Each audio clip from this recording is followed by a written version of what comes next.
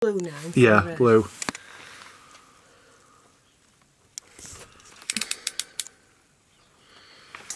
Right, are you ready? Turn amps down. Ah, then that was light! Is that 12? No. What's that? That's 9. That's 10. 11. 12. Oh yeah! Oh yeah! Look at that, look how cool it looks. It's actually bright enough, look. It's actually brightened up the van considerably. Shut this door, well, shut it. Oh, that is so much better. You have to imagine it at night time. I wanted warm lights as well. Very yellow warm. Nice, I like it. Look at that.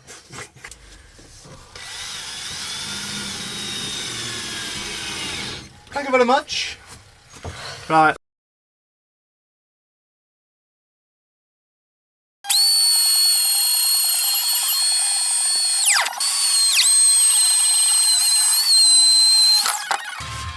There's something satisfying about lights, mate. Look how bright it is in here. Like, so bright! Just need to finish skylight and screw some bits on. And then you ruin it. Oh, that's exciting, it's hanging out.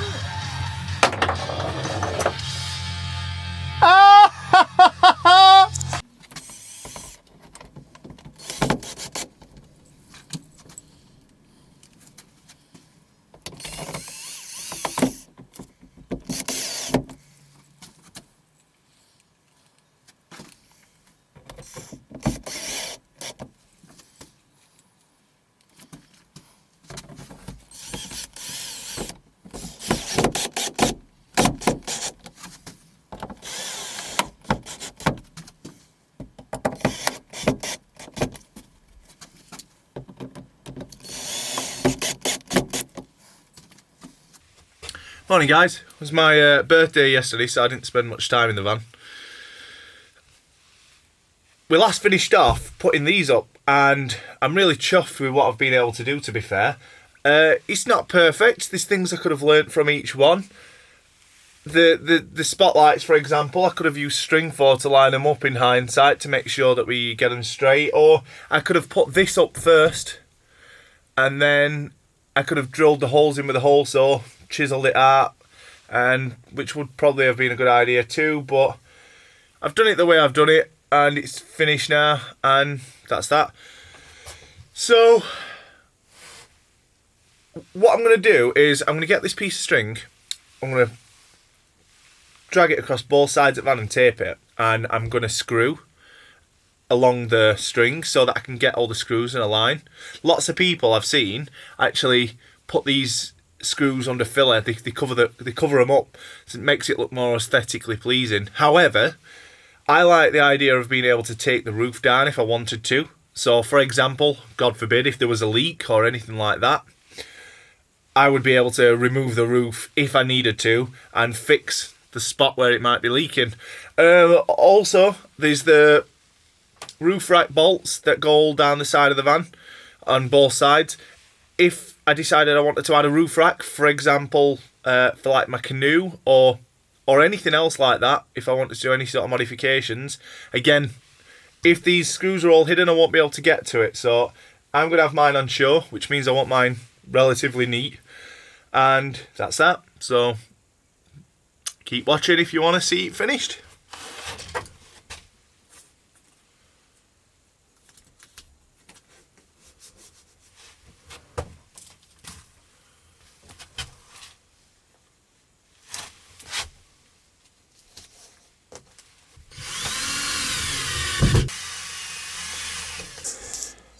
Right, just as soon as I got these spotlights in again, I thought I'd just have a little bit of a play.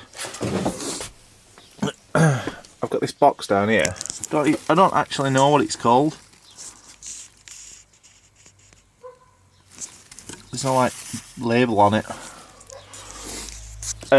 Basically, I can adjust the voltage on it and the amps, so I can turn the voltage down. Just got them on 12 at the minute, and you can change the amps too.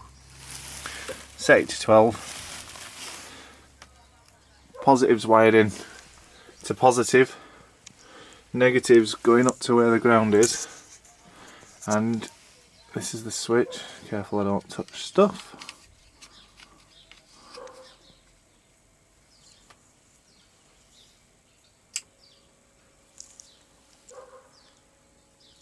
There we go.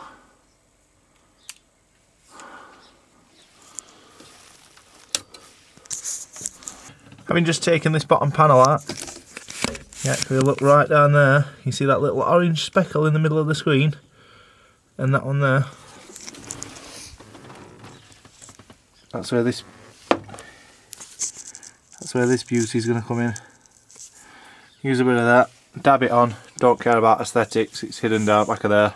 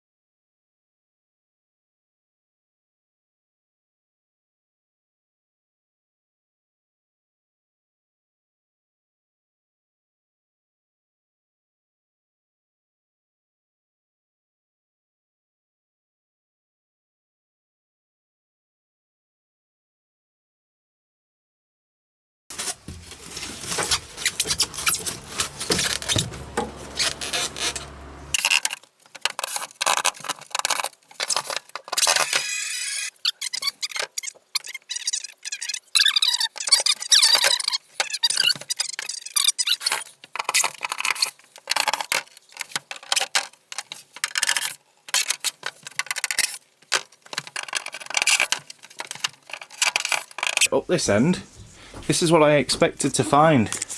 I expected to find it looking grubby with rusty spots, yeah, a bit of wear, a bit of rust, all that sort of stuff. I expected to find all this.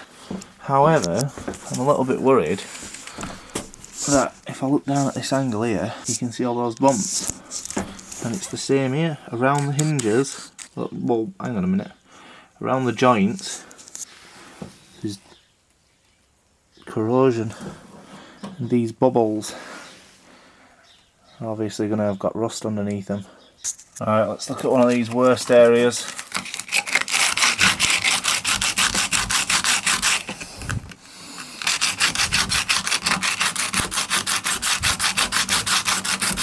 Maybe it's just a crap paint job.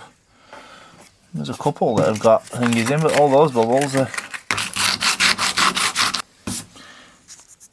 I'll sand them back, put some etch primer on, put some red oxide down, and that should be a job of good one. What song do you want on? What? Who do you want on? Billie Eilish. Billie Eilish. Here. Let me type this in for you first. Yeah. But it, let it. Are you ready? Are you gonna dance?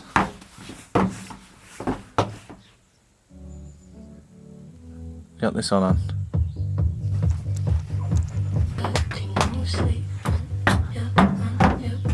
You nicking all my wires? Ah. Listen all your wires, Dad. Where are you putting them? In my pocket. In your pocket, it's there, look. Yes, Are you saving them for me? yeah. So I don't...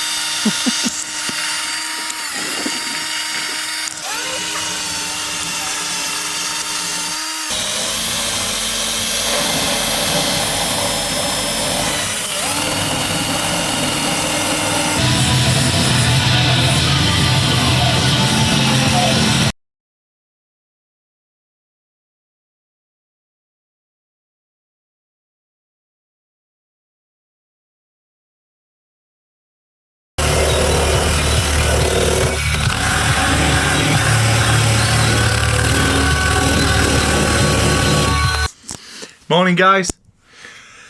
Back in here. I've had a couple of days off really. It's been a bit here, there and everywhere because I've had to nip out for materials and the UK is in lockdown at the minute, in case you're watching this in the future. And I needed some plywood and battening. I started doing the floor like a monkey boy. I'd not ordered anywhere near enough. Because we're in lockdown, most of the DIY shops were shut. There was Wickes and B&Q that was open that had wood that I needed. B&Q was a next day thing, so if I was to order it I'd have to get it next day. And Wickes was a 4-hour wait. So either way, my day was taken up. I had to stop what I was doing and then... So anyway, I've got it now. It's been a couple of days. I got this yesterday though, the wood itself. And back to this job of wire wooling the little blisters on the floor. It's not as bad as I thought it was actually. It's not too bad. All of this front side down below me that's all solid. There's no sort of signs of rust or anything, even in the screw holes, believe it or not, which go straight down to the floor. However, at the back, which has obviously had all the ins and outs, the back door's been left open, rain getting in underneath and coming below the plywood. It's obviously, you can see over that way, I'll show you in a sec, that it's taken a bit of brunt. I suspect the stuff that's got down this far into the middle of the van is probably from water that's ran down from the back of the van if it's been parked on a hill. That's all I can think anyway, because I can't think of any other way that it's got in.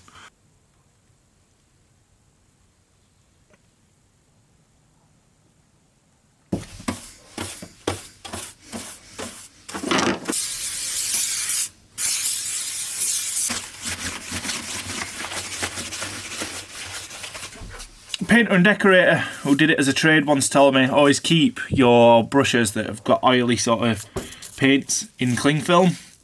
What a lot of people do is they rinse them out in spirits and they try and get them clean and then leave them to dry, and they never quite dry the same. They're always a bit cracked and they're always a little bit dry and crackle, like a bit dry and sort of inflexible. Apparently you only do that when you're changing colour, but if you're keeping the same colour, just put it in cling film and it's as bendy, well, yeah, pretty much. It's as bendy as the day you put it in there. That's been in there for 2 days now and it's nice and flexible still. You can see here I've proper gone to town.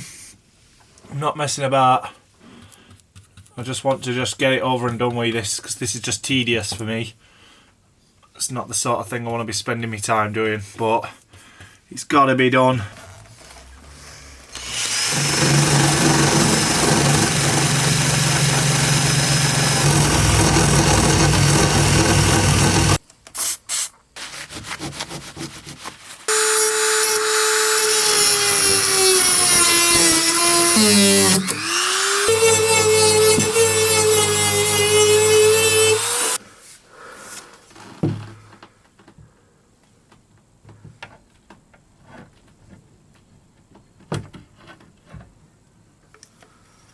Yeah, I'm just doing alt floor, like holes and rust and whatnot, and then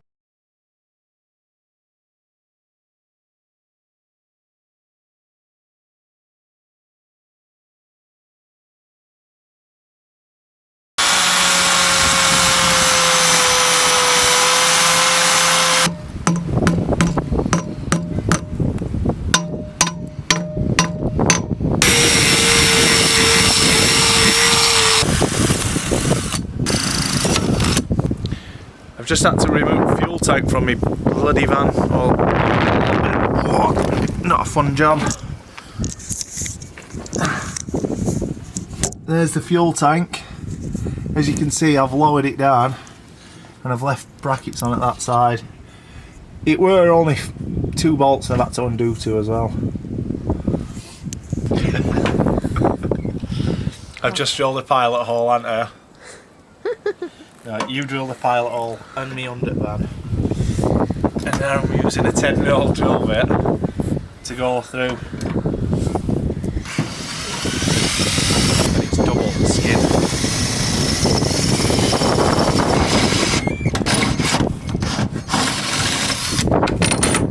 Just to lock it in place so it doesn't move. What I'm doing is I've got this threaded bar, stainless steel, and I've got these stainless steel dome nuts. Putting them on here.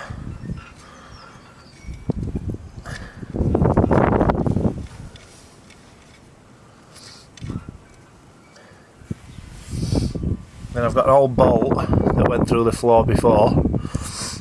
I'm putting it side by side.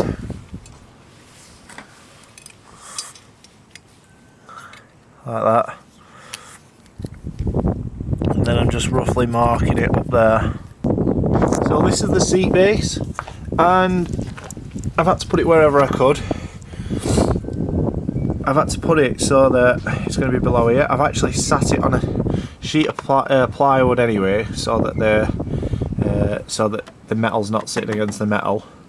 And then underneath these parts, I've just quickly knocked up some spacers, 2 for each one. I'm going to wedge them in there. Hopefully that won't be too high. Yeah, I think that'll be about right. And then I'm going to poke the bolts up that I've just made, so these ones, and tighten them up with some Nylock nuts.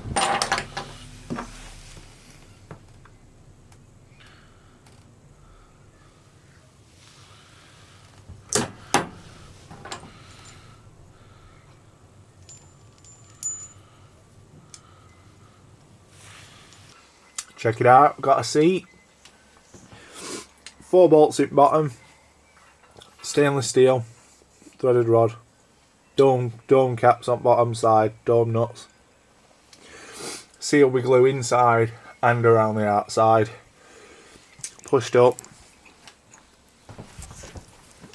and then 2 blocks here, well, 2 6mm ply spacers underneath it.